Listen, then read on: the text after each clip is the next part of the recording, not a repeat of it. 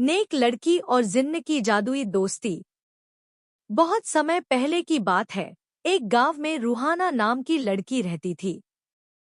वह बहुत ही नेक दिल, मददगार और सच्ची इंसान थी। गांव के लोग उसे बहुत मानते थे क्योंकि वह बिना किसी स्वार्थ के सबकी मदद करती थी। कभी बीमारों को दवा दिलाती, तो कभी बूढ़ों के लिए खाना बनाती।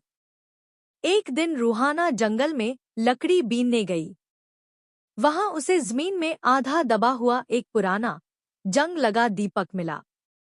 उसने जैसे ही उस दीपक को साफ किया, अचानक आसमान में धुआं फैल गया और एक विशाल जिन्न प्रकट हो गया।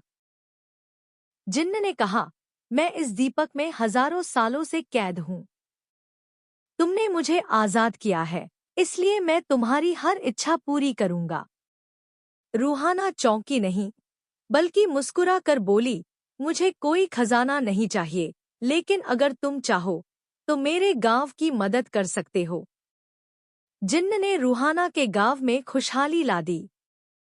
सूखा खेतों में हरियाली आ गई, बीमार लोग ठीक हो गए और गांव में भरपूर पानी और अनाज होने लगा। गांव वाले हैरान थे कि अचानक इतनी भलाई कैसे हो गई, लेकिन रूहाना ने किसी को कुछ नहीं बताया। गांव के सरपंच को शक हुआ और उसने रूहाना का पीछा किया।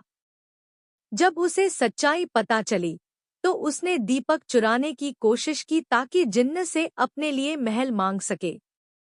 लेकिन जैसे ही उसने दीपक रगड़ा, जिन्न गुस्से में आया, तुम लालची हो, मैं सिर्फ नेक दिलों की सुनता हूँ, और सरपंच को गायब कर दिया। कुछ समय बाद जिन्न ने रूहाना से कहा, अब मेरी आजादी का समय आ गया है। मैं हमेशा तुम्हारे अच्छे कामों की वजह से याद रखूंगा। रूहाना ने मुस्कुराकर उसे विदा किया। दीपक अब मिट्टी में मिला दिया गया ताकि कोई और उसका गलत इस्तेमाल न करे।